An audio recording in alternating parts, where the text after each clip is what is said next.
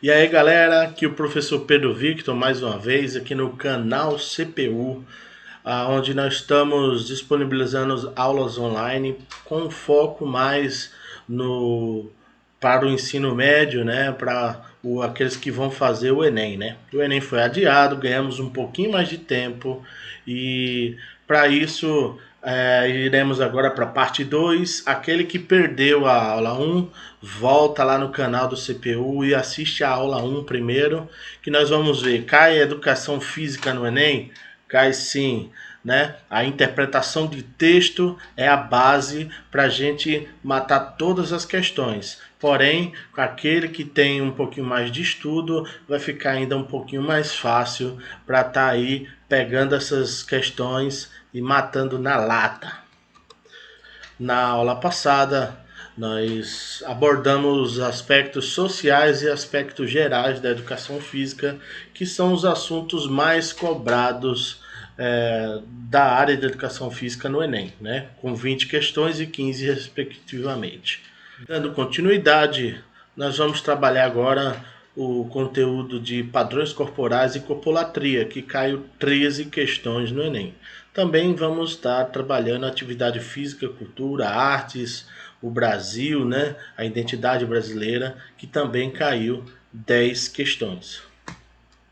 E no Enem de 2018 caiu uma questão que no Brasil a questão da expectativa de corpo, né? Da estética e da magreza, que teve muita repercussão e foi feita uma pesquisa na cidade de São Paulo que aparece percentuais de 90% entre as mulheres pesquisadas diz que são preocupadas sim com o seu peso corporal.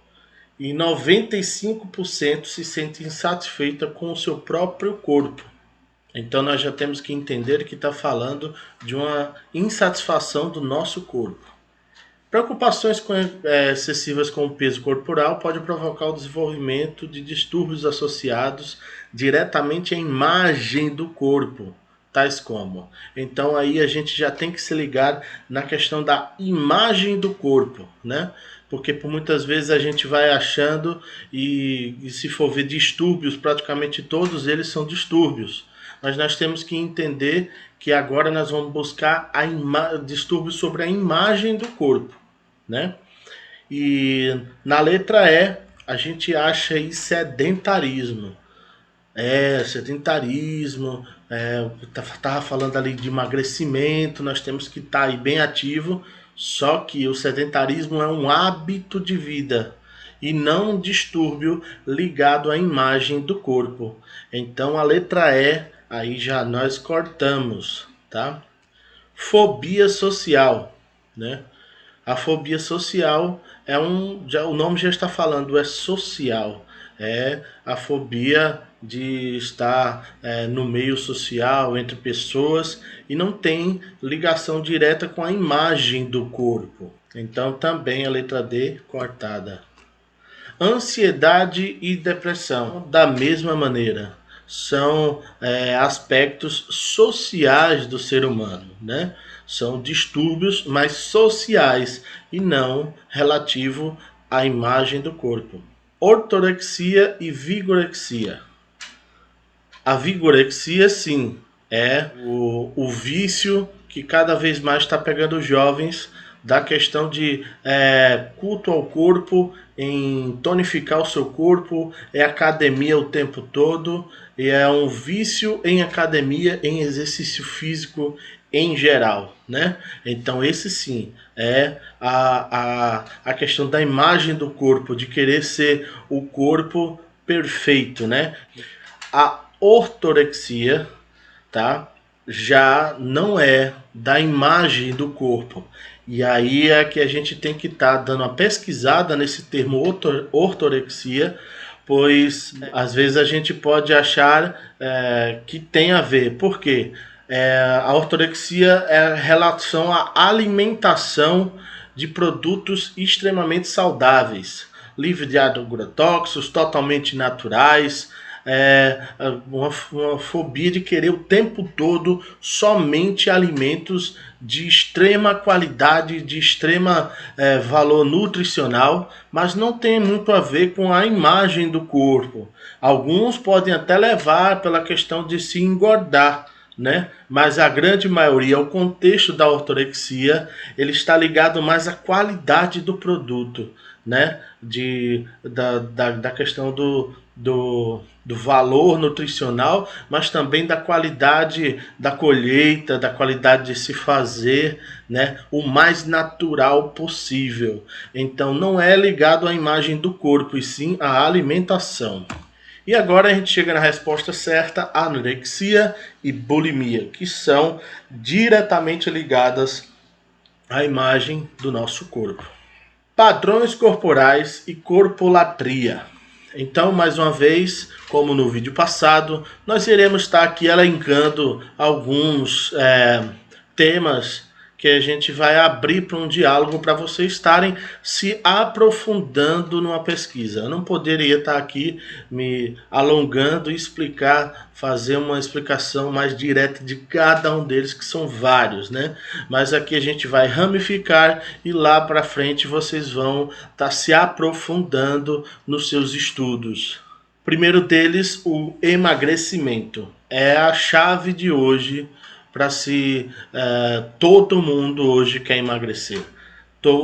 A grande maioria da população brasileira busca, ou pelo menos desejaria, né, principalmente as mulheres, um emagrecimento. Se você chegar com a fórmula mágica, todo mundo quer. Cada vez mais tem se buscado meios para estar cada vez mais se emagrecendo, né? O que está sendo muito difícil, pois às vezes as pessoas querem uma pílula para emagrecer sem fazer exercício nenhum. E tá aí, galera, bora malhar. Olha só quem sou eu, né? Para estar falando sobre questão de emagrecimento. Não tô aqui bem de forma, mas sabemos a importância de estar buscando o emagrecimento, porém emagrecimento saudável, da maneira correta, segundo especialistas, um professor de educação física acompanhando, nutricionista e assim por diante. Nós também não podemos deixar de estar falando sobre anabolizantes, né?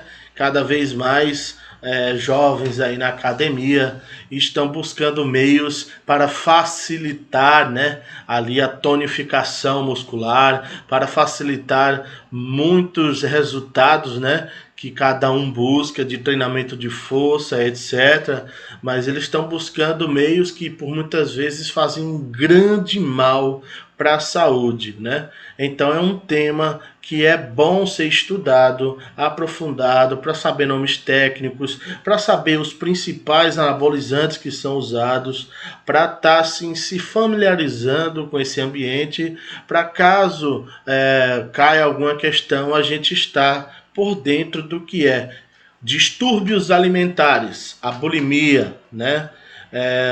A anorexia, que tem relativo a justamente a questão alimentar, né? A ortorexia tá ligado à qualidade daquele alimento, né? Ela vai buscar o mais natural possível, o mais fora de agrotóxicos, livre de transgênicos, livre de glúten, tudo que pode estar fazendo efeitos negativos no organismo, eles estão querendo buscar se afastar disso, né? A bulimia, muitas vezes a pessoa come demais, né? E vomita, né? E ali também nós temos a anorexia, né? Que tem alcançado bastante nossos jovens, tá? Esse desejo do emagrecimento, né? Às vezes se olha no espelho e como tá aí na imagem e se acha tá muito magra, mas se acha extremamente gorda, né? E não adianta, ninguém tá falando, olha, você tá magro, você tá bonita. A pessoa se olha com um distúrbio mesmo, deve ser acompanhado por especialistas. Inibidores de apetite. Cada vez mais a busca pelo esse emagrecimento tem buscado pessoas a se automedicarem, comprarem inibidores, por muitas vezes em mercados não confiáveis, busca por aí por qualquer tipo de produto anunciado na internet e às vezes pode estar prejudicando a sua alimentação, a sua saúde por um desejo aí de emagrecer, né? Porque não consegue ficar longe e termina tomando medicação sem prescrição. Aqueles que são com prescrição, vale a pena. Aqueles que estão sendo acompanhado por um médico, ele sabe avaliar os riscos, os prós e contras de se tomar inibidores de apetite. A vigorexia, cada vez mais as academias estão lotando, cada esquina está aparecendo uma academia, né? E alguns jovens estão se viciando aí nesse serviço do bem ao corpo, né? Que tudo tem que ser moderado, né? O exercício faz bem, mas tem que ser moderado. Tem pessoas que buscam aí a tonificação muscular, o halterofilismo, o fisiculturismo e fica às vezes refém dessa necessidade de se estar cada vez mais buscando aí um corpo perfeito, muito tonificado, mas esquece um pouco do lado da saúde. E isso que tem que ser controlado, principalmente ouço o conselho de profissionais da educação física e da saúde. A obesidade, né? O consumo aí de fast foods, né? Tá cada vez maior. Agora a facilidade aí do tô no lucro, de empresas de iFood, empresas que estão aí cada vez mais trazendo para dentro da sua casa fast food, né? E aí isso tem aumentado cada vez mais o nível de obesos no Brasil e no mundo. Se tinha muito aquela ideia que isso era coisa de americano, né? Porque lá sim tem muito alarmante as taxas de obesidade. Mas nós no Brasil aqui nós não estamos correndo longe. Tá? Cada vez mais tem aumentado, né, o consumo. Isso é combatido pela escola para trazer um lanche mais saudável, mas mesmo assim ainda dão aquele jeitinho de estar levando escondido as suas guloseimas, né, que podem estar aí prejudicando o seu futuro, né? Nós temos que buscar sempre uma melhor alimentação, a prática de exercícios físicos e saber aí dos efeitos que a obesidade pode trazer, as principais doenças. Tá dando uma pesquisada breve, não precisa nem se aprofundar muito sobre a obesidade, mas está aí buscando esses efeitos, né? E agora, coronavírus, sabemos que a obesidade é uma comorbidade séria para poder estar aí entrando no grupo de risco, né? Então, pode ser aí um link aí até para uma redação de Enem, um link para alguma questão pode estar caindo. Cirurgias plásticas, cada vez mais nós temos aí o exemplo do Ken humano, né, que praticamente deformou seu corpo inteiro para estar se parecendo com um boneco. Nós temos cada vez mais cantores, atrizes, atores, celebridades em geral, cada vez mais querendo corrigir e tentando cada vez mais modificar o seu corpo. Tem gente que começa a abusar de cirurgias plásticas, que começa a ficar com seu rosto totalmente artificial, né? Até que ponto a cirurgia plástica é necessário? É para tirar para corrigir algo do corpo que não faz bem, às vezes sofre bullying. Até que ponto é que a questão de ética de se fazer ou não fazer uma cirurgia plástica, né? Então esses paradigmas eles costumam estar podendo cair aí no Enem.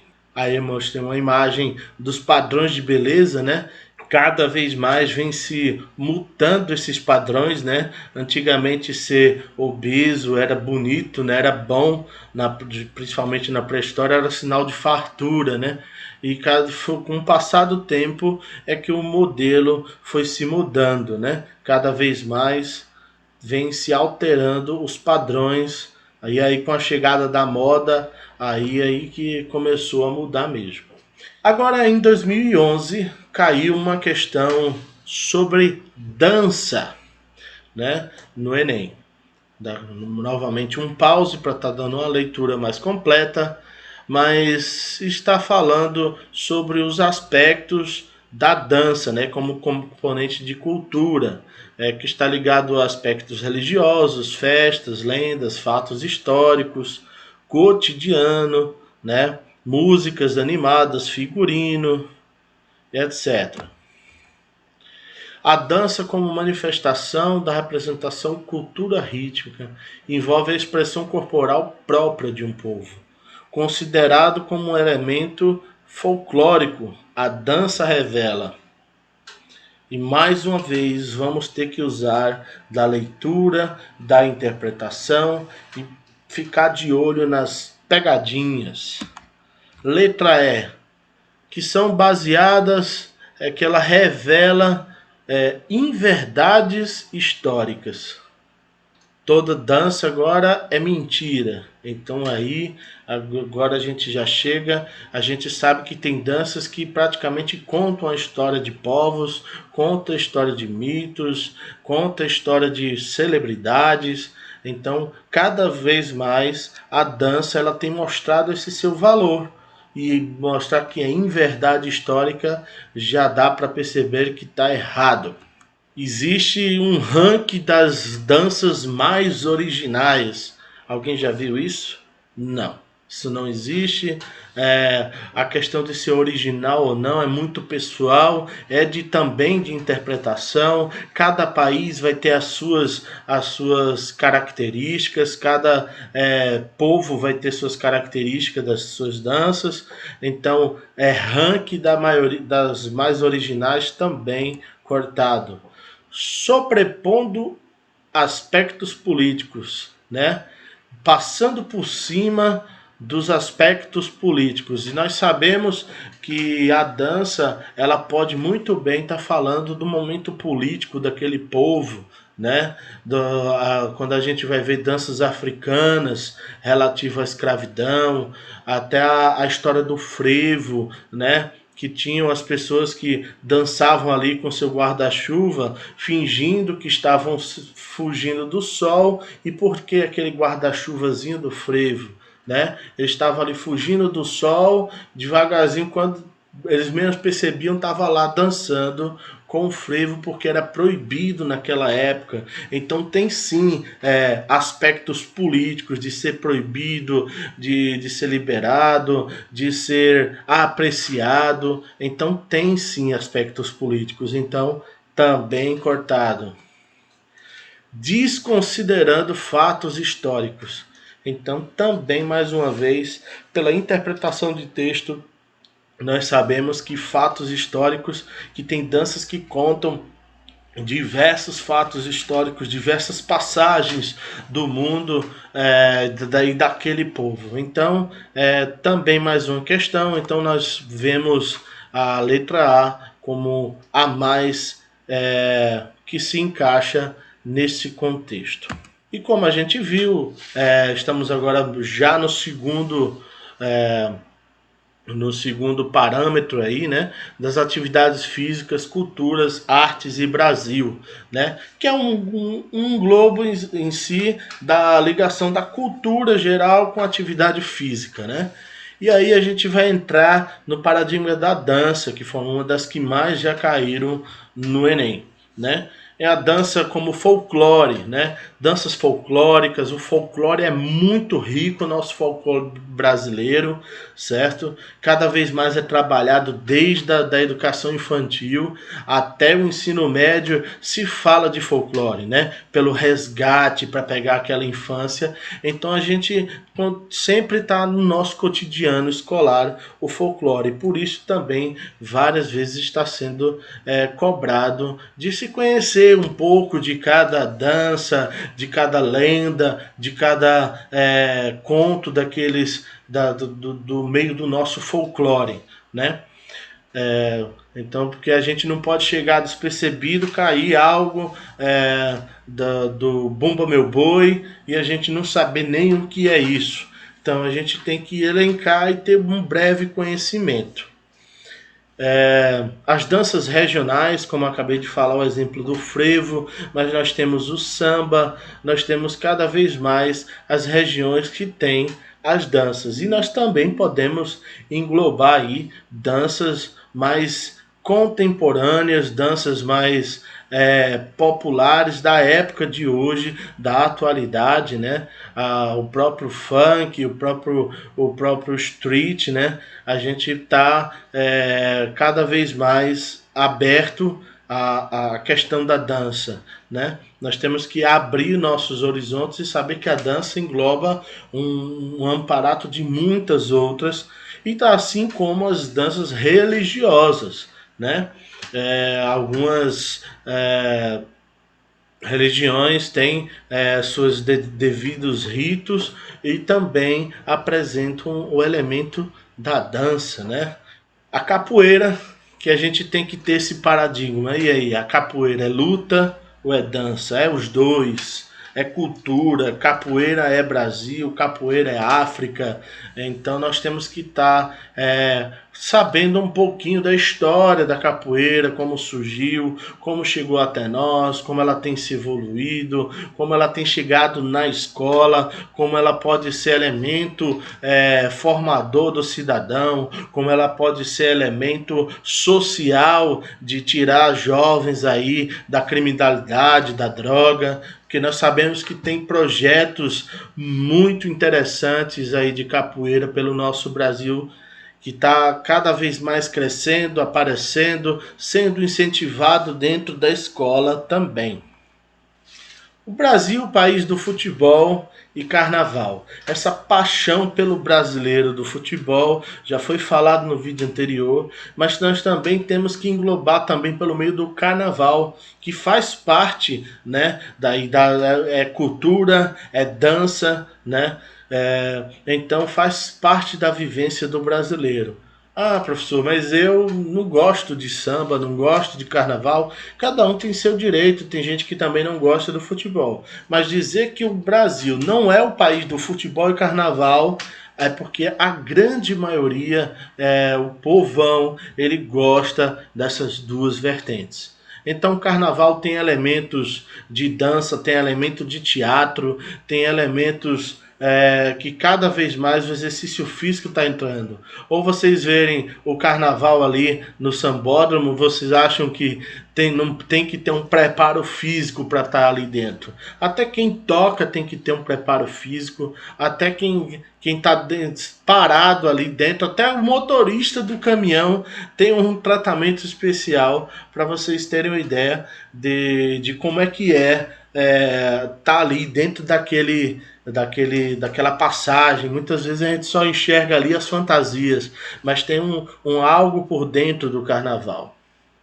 O resgate das brincadeiras populares tem sido cada vez mais incentivado, né? Às vezes hoje nos mundos digitais aí, onde cada um tem o seu smartphone, e por muitas vezes a brincadeira popular, o peão, o pega, o esconde, a pipa, né? O bete está cada vez mais esquecido, mas a gente sempre tenta buscar esse resgate, porque sabemos que traz muita coisa boa, nos remete a um lado de uma infância onde tenha interação, onde se tenha o companheirismo. Então traz muita coisa boa para o jovem. Corpo cênico cada vez mais tem crescido, atividades corporais, contando-se histórias, né? Artes, danças com o corpo, sem especificamente uma música por trás, às vezes sem uma fala, né? Mas conta ali uma história. Cada vez mais essas artes estão sendo apreciadas, né? O balé tem crescido muito no Brasil. Cada vez mais tem chegado projetos sociais para trazer esse paradigma de que era uma dança da alta classe, mas cada vez mais tem mostrado que o balé ele pode sim ser popular, pode ser sim ter uma raiz mais dentro da comunidade, dentro dos projetos sociais. O esporte, música e moda.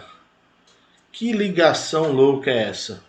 Vamos ver aqui, pegar o basquete, pegar o rap ou hip hop e pegar também o modo de se vestir, né? Então a gente começa a interligar três vertentes num só assunto que pode ser uma questão, pode ser uma redação, onde a gente tem que estar linkando esses três elementos, né? O surf, o surf music e a moda praia, né? Também estão sendo um eixo onde liga três elementos e pode também ser trabalhado. A questão circense, né?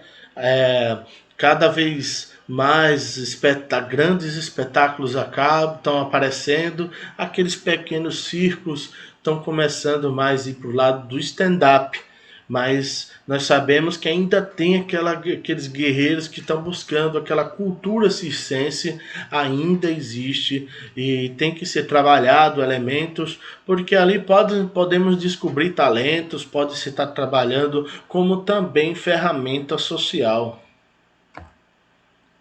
A importância das ginásticas, né? A importância da ginástica como exercício físico, da ginástica como esporte, ginástica rítmica, de ginástica artística, né? Então é um eixo que nós temos que estar pesquisando e entender o que é. É só fazer um exercício? Não. A ginástica ela é um termo que abrange de uma forma que a gente tem que estar elencando vários elementos dessa ginástica, a sua importância, a sua influência, né? E pode também estar caindo aí. Bom, vou deixar aqui na descrição link para aprofundar mais nos seus estudos. Bom estudo, galera. Qualquer dúvida no meu e-mail pedrocatota@gmail.com e até a próxima.